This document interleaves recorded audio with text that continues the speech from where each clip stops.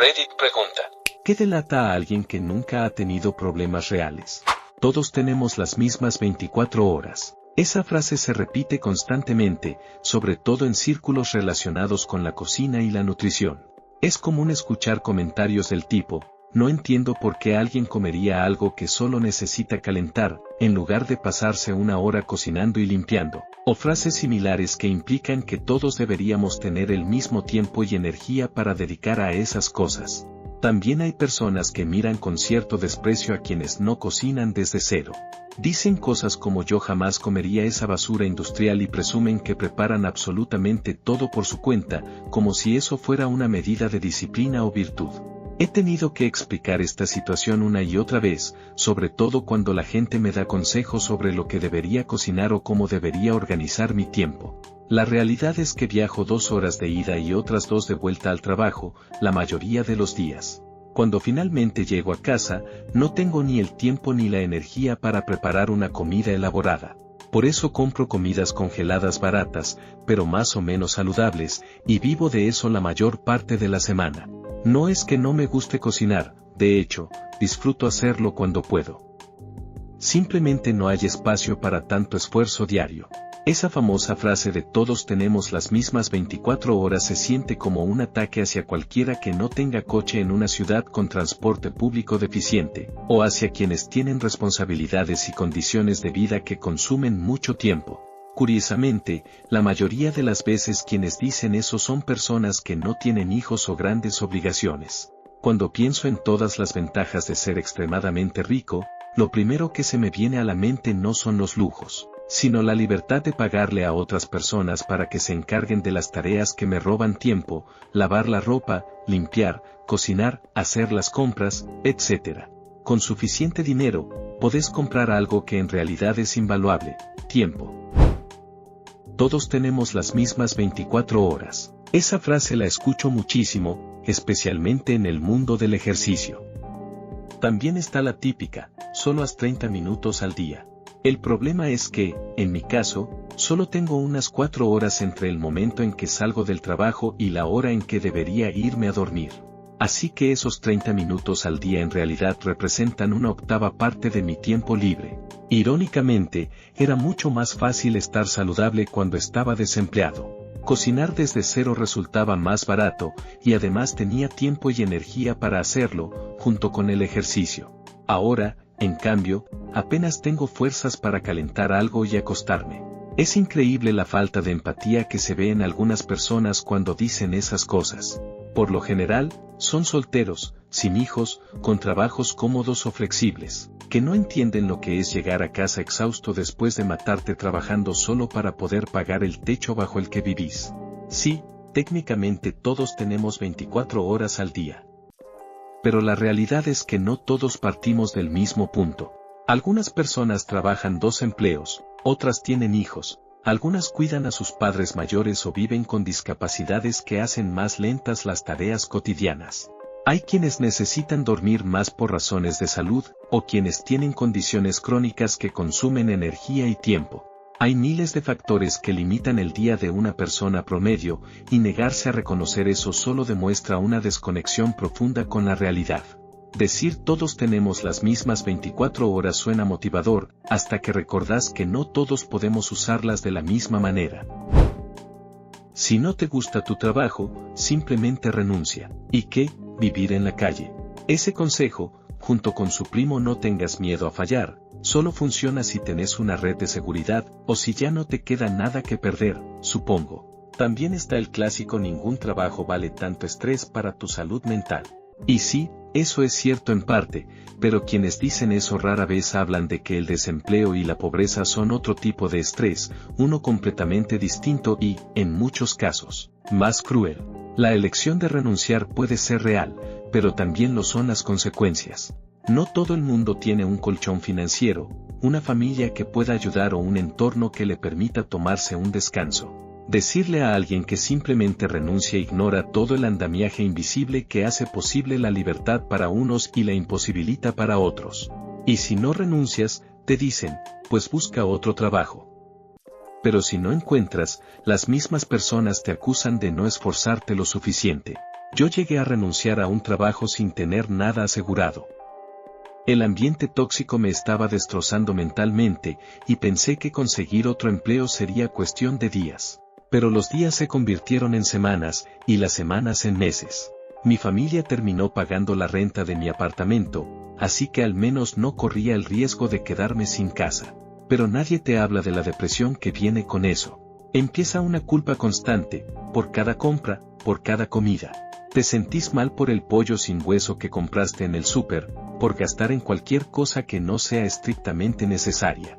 Te volvés experto en calcular qué comidas de lucha rinden más. Incluso tareas simples, como sacar la basura, se vuelven montañas imposibles. Tu horario de sueño se desordena, tus días se mezclan y el tiempo parece perder forma.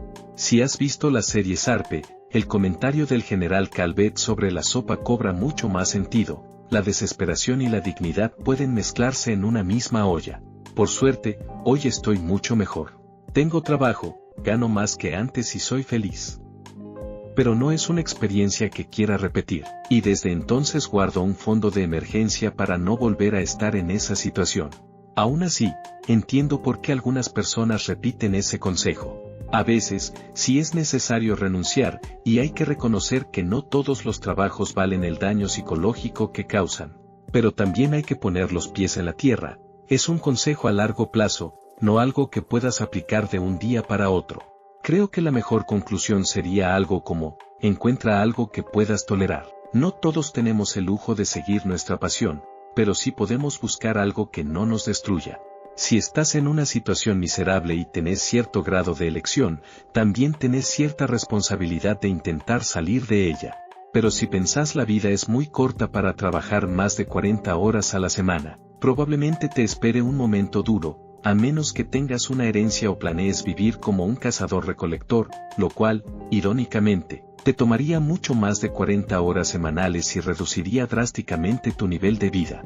En resumen, si un trabajo te está destrozando el alma, lo mejor no es solo quejarte, sino empezar a construir una estrategia de salida. Nunca lo entendí como renuncia hoy y olvídate de tus ingresos, sino como, empieza a buscar algo mejor. Algunas personas parecen disfrutar fingiendo que han pasado por dificultades, como si eso los hiciera ver más rudos o geniales. Yo fui a la escuela con un tipo que aseguraba que vivía en su carro y que era un indigente. En realidad, no lo era. Sus padres se acababan de mudar y su cuarto en la casa todavía no estaba desempacado, nada más. Pero él hacía toda una historia dramática de su vida dura. Conozco a otra persona que me contó que había crecido en las llamadas malas zonas de cierta ciudad. Asumí que eso significaba que había vivido en complejos de viviendas populares y sentí empatía por su experiencia. Sin embargo, hace poco me enteré, cuando mencionaron una calle específica donde vivían, que en realidad se trataba de un barrio de clase media alta, muy bonito y lleno de casas grandes. Cuando les pregunté qué querían decir con eso de las malas zonas, me explicaron que toda la ciudad daba miedo porque, antes de mudarse allí, habían vivido en un condado adyacente. Después de eso, ya no puedo tomarme en serio sus historias. Es increíble cómo algunas personas exageran o reinventan su pasado para parecer más interesantes o duras ante los demás. Y lo más curioso es que muchas veces no hay malicia detrás, simplemente quieren sentirse parte de un relato más dramático de lo que realmente vivieron. Al final, este tipo de historias me enseñó a ser un poco más escéptico y a no asumir que todo lo que alguien dice sobre su vida difícil es verdad. Mi mejor amiga cuando tenía 20 y tantos era buenísima para hacer que las tragedias de los demás se trataran de ella. Era fascinante de ver, la verdad. Estaba llorando en el trabajo y diciendo que necesitaba tomarse un día libre porque el tío más joven de otra amiga se murió y era muy triste. No lo conocía, o sea, eso no es normal. Asumiendo que todos tienen fácil acceso a los mismos recursos que ellos, terapia, cuentas de ahorro, seguros, representación legal, familiares viviendo cerca, lo que sea. No es tanto una falta de empatía en general, sino una incapacidad específica para entender que mucha gente vive una vida muy precaria. Esa actitud de solo haz esto usualmente viene de nunca tener que preocuparse por lo frágiles que pueden ser las cosas cuando la vida te golpea duro. El privilegio de verdad que ciega a algunas personas sobre lo delgada que es la red de seguridad para la mayoría. Muchas personas asumen que todos tienen fácil acceso a los mismos recursos que ellos: terapia, cuentas de ahorro, seguros, representación legal, familiares cerca, cualquier cosa que haga la vida más segura y estable. No es tanto una falta de empatía general, sino una incapacidad específica para entender que muchas personas viven vidas muy precarias. Siempre son las personas con una red de seguridad fuerte las que suponen que todos los demás tienen lo mismo. Yo tuve que irme de casa a los 18 años por mi propia seguridad y tuve que salir adelante sola, sin ninguna ayuda de mis padres. Me fue bien, pero siempre había compañeros de trabajo que asumían que, si pasaba algo, yo podría contar con la ayuda de mi familia. Uno de los momentos que más me marcó fue cuando un compañero de 40 años se quejó de que su mamá ya no iba a pagar la membresía del centro de esquí de su familia. Este hombre estaba casado y tenía hijos. No era uno de esos cuarentones que todavía viven con sus padres. Fue increíble tener que explicarle paso a paso lo que significa no tener recursos. No, esta persona no tiene ningún recurso. No, no puede pedirle nada a sus papás. No, ni a sus abuelos. No, ni a otros parientes. No, ni siquiera a sus amigos. No, no tiene ahorros de donde sacar dinero. No, ni siquiera de su jubilación. Y así sigue. A estas personas les resulta mucho más fácil dar consejos porque nunca se han topado con dificultades reales. Te sugieren que compres algo, que hagas aquello, o que actúes de determinada manera, simplemente porque no comprenden que para vos eso es complicado o incluso imposible. Y este tipo de consejos se siente aún más irritante cuando vienen sin que los hayas pedido, y se dicen con tanta seriedad y autoridad, como si la persona en cuestión hubiera pasado por todas las adversidades imaginables. La realidad es que no todos partimos desde el mismo lugar, y no todos tenemos los mismos recursos, redes o privilegios. Ignorar eso no solo es poco útil, sino que demuestra una desconexión completa con la vida de quienes deben luchar cada día para salir adelante. Uno de los veterinarios con los que trabaja mi esposa solo receta la marca original. Mi esposa ha intentado explicar que la diferencia de precio realmente les importa a los pacientes y marcaría la diferencia entre que traten a sus mascotas o que se queden sin tratamiento o que la sacrifiquen. El veterinario la calla diciendo que solo recetará la opción más efectiva. Mi esposa no cree que esté siendo insensible a propósito a la situación de la gente, es que simplemente no ve las dificultades de las personas que ganan mucho menos dinero.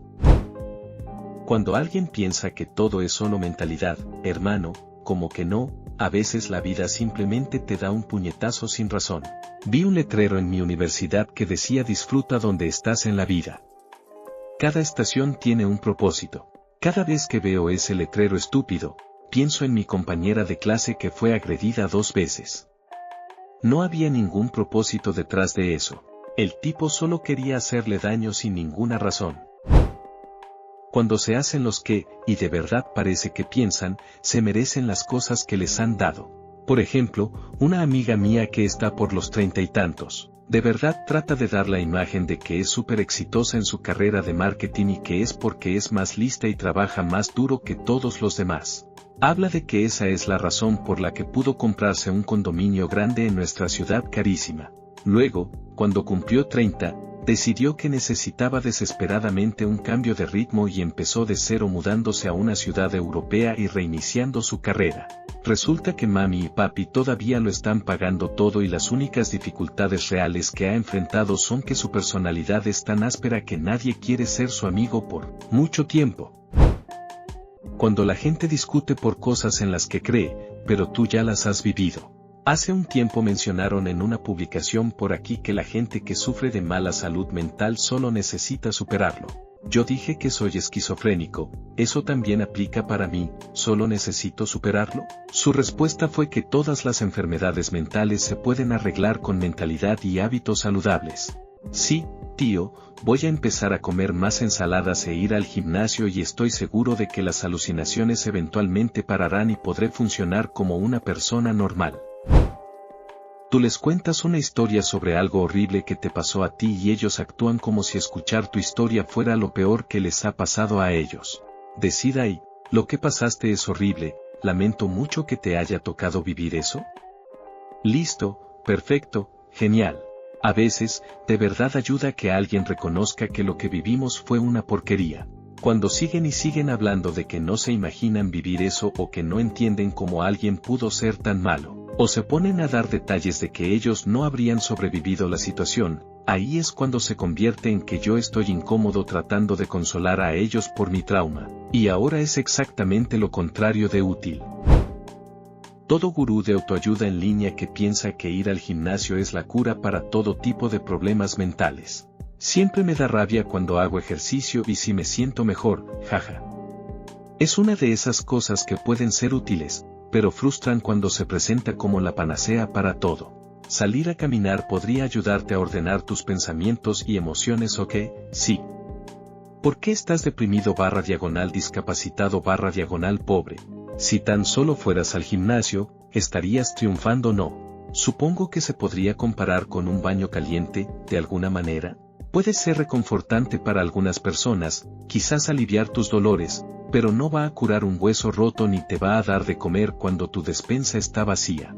Tómate un momento para relajarte en el baño está bien, pero tómate un baño caliente y todos tus problemas se resolverán mágicamente es absurdo. Esa gente que trata mal a los empleados de cualquier sitio solo porque están pagando por el servicio. Es súper desagradable cuando humillan a otra persona a la que creen inferior y eso demuestra qué mala clase de personas son. Soy un desarrollador de bienes raíces, pero me crié en la industria de la construcción y muy seguido hago mucho trabajo en el sitio, especialmente trabajo de tipo cosas en zanjas y en el barro. La cantidad de gente y vendedores que vienen a mis sitios y me tratan como basura absoluta, pensando que soy solo un obrero, antes de enterarse de que soy el dueño de los sitios. Es alucinante. Literalmente me miran y me tratan como basura porque piensan que no les beneficio en nada. A veces, cuando digo hola, ni siquiera lo notan, pero siempre vale la pena cuando entro a la oficina del sitio para reunirme con ellos y se enteran de que ahora tienen que venderme a mí. Dicen, pero eso no pasaría. Lee esto con atención, si dices eso sobre algo que la otra persona vivió personalmente, se están conteniendo de darte un puñetazo en la cara. Si dices, pero eso no podría pasar, deberías saber que están fantaseando con... Es la mentalidad de, no quiero creer que algo tan horrible pueda pasar en este mundo. Y además, no quiero tener que solidarizarme o preocuparme por grupos de gente victimizada que no incluyan a gente que se parezca a mí. Juzgando las decisiones de los demás. La gente más creída y criticona que conozco no son simplemente horribles porque sí, simplemente carecen de la experiencia o la imaginación para empatizar genuinamente con las condiciones de los demás. No tiene habilidades para resolver problemas.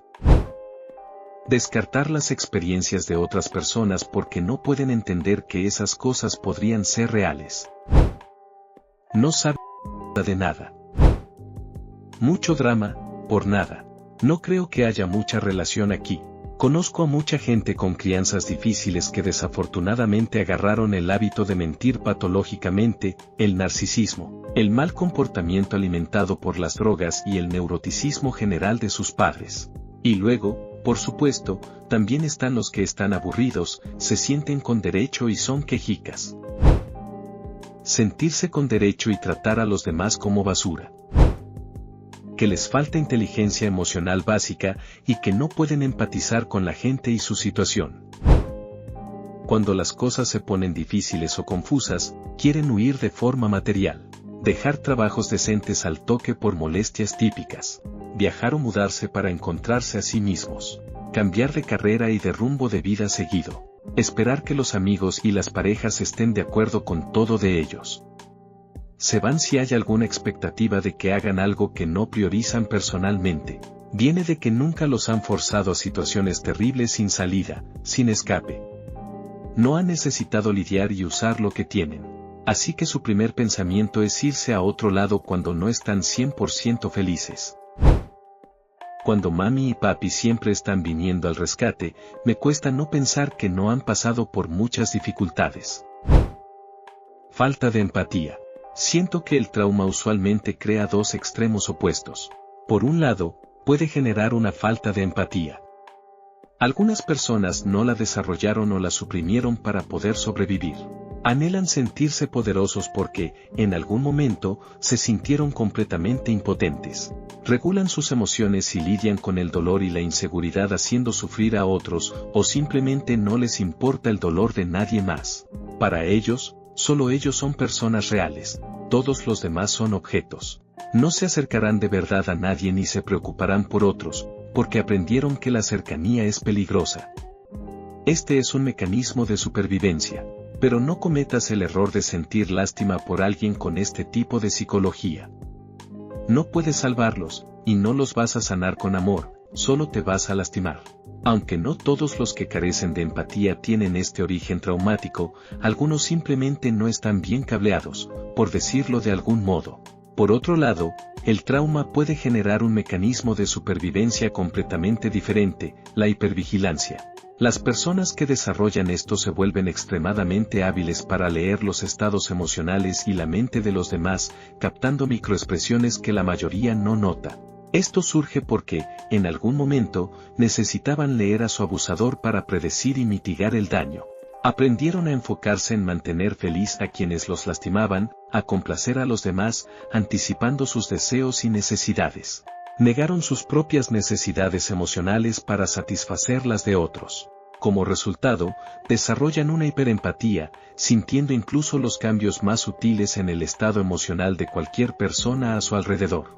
Es como si el trauma empujara a dos extremos. 1. Por un lado, las emociones de otros te inundan, y necesitas aprender a bloquear parte de ellas para enfocarte en ti.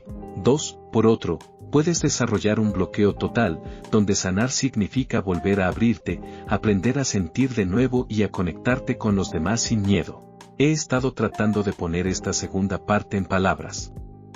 Me mudé hace poco y tengo nuevos compañeros de piso. Muy rápido me di cuenta de quién era quién solo por sus pasos a través de las paredes.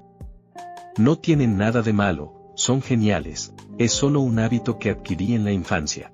Aprendí a leer el ambiente, incluso cuando no estoy directamente presente, basándome en los pasos, el tono de voz, la energía general, y pequeños detalles que otros no perciben. Este tipo de sensibilidad tiene su precio, pero también es una habilidad sorprendente, un recordatorio de cómo nuestras experiencias dolorosas nos moldean, para bien o para mal, y de cómo aprendemos a sobrevivir en mundos que no siempre son seguros. Un montón de estas respuestas indican que una persona ha pasado por momentos difíciles, pero adoptó algún mecanismo de afrontamiento desadaptativo.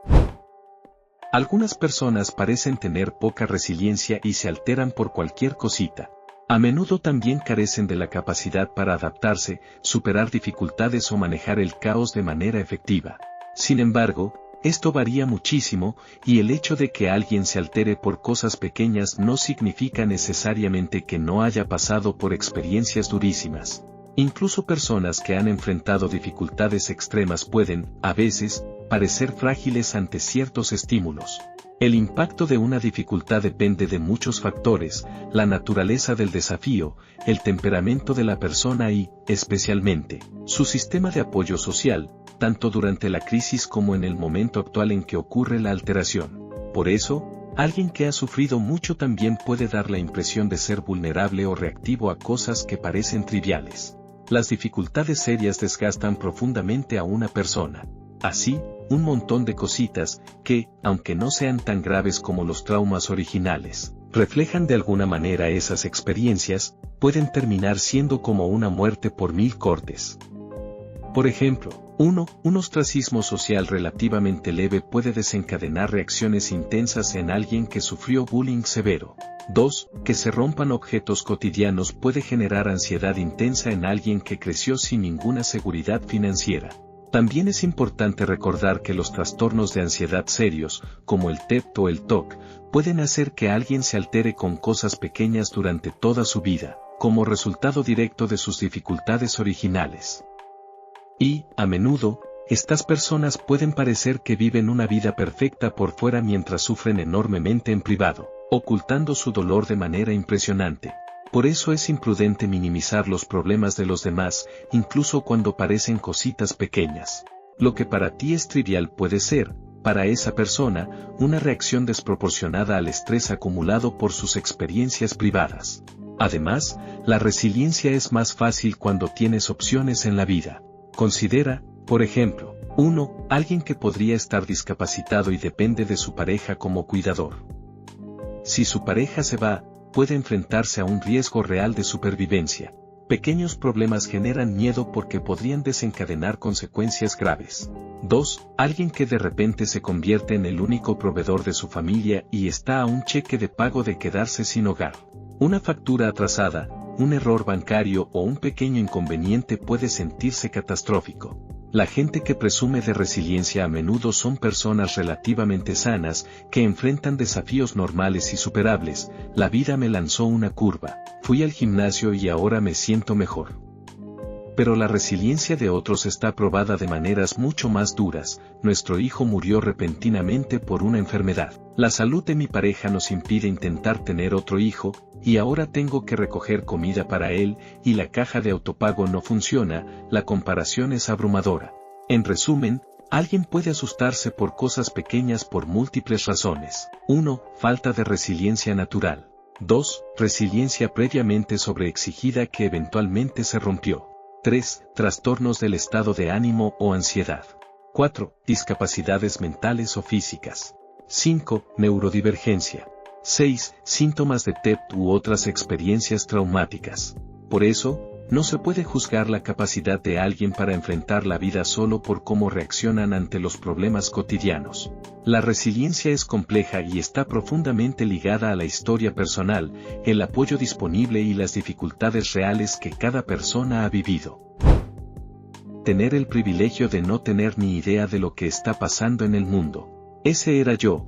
Podía ir tirando y no prestar mucha atención a la política, ni a las dificultades de otros.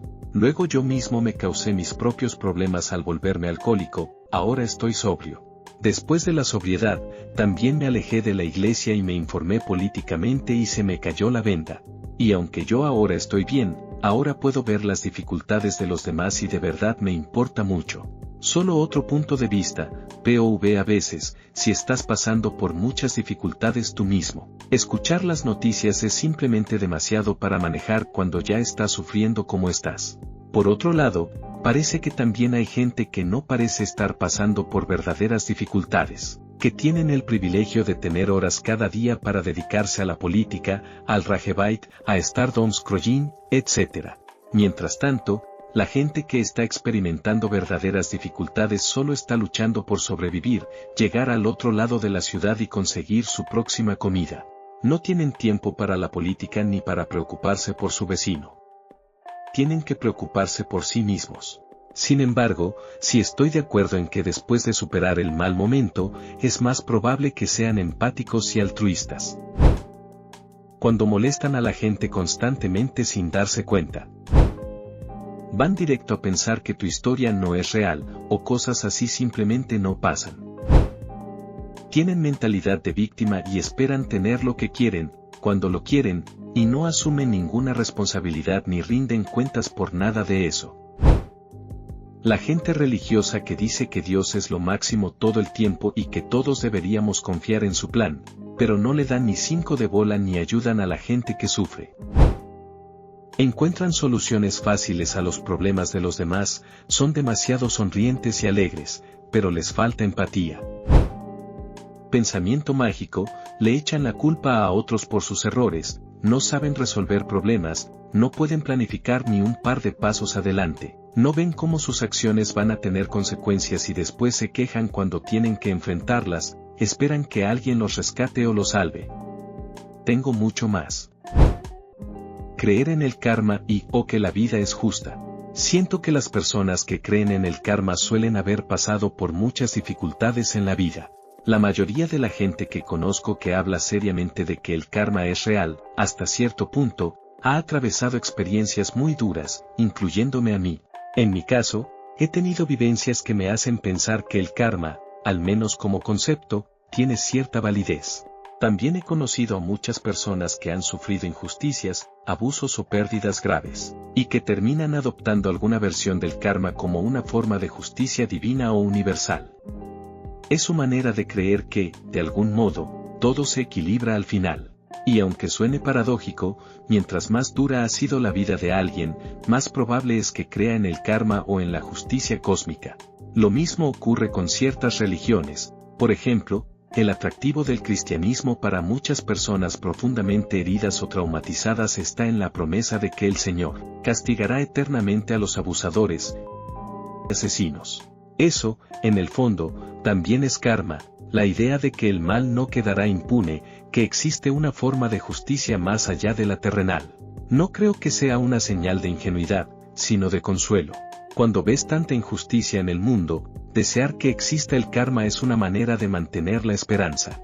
Porque, seamos honestos, aceptar que la gente cruel puede vivir tranquila, feliz y sin consecuencias, es algo muy difícil de procesar. Algunas personas simplemente encuentran ese consuelo en otra forma espiritual, el budismo, por ejemplo, o cualquier sistema de creencias que sostenga la idea de causa y efecto moral. En el fondo, la lógica es la misma que la del Dios cristiano, una justicia que quizá no llega en esta vida, pero sí en otra. Aún así, creo que el karma y la justicia en la vida no son lo mismo. Incluso si eres una persona moralmente íntegra, la vida sigue siendo dura, y el sufrimiento no desaparece por tener buen karma. El dolor, la pérdida y la injusticia son parte inevitable de la existencia humana. Yo sí creo en el karma, pero no como un reequilibrio espiritual místico del universo. Lo veo más como una consecuencia natural del comportamiento humano.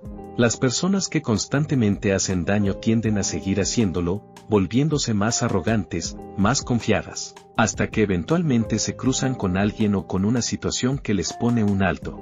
Eso no siempre ocurre rápido. Puede tardar años, incluso décadas.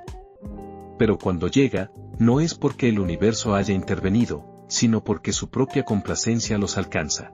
El karma, en ese sentido, no es un castigo divino, es el resultado inevitable de las propias acciones repetidas una y otra vez hasta que, finalmente, se derrumba la estructura que construyeron sobre su propia soberbia.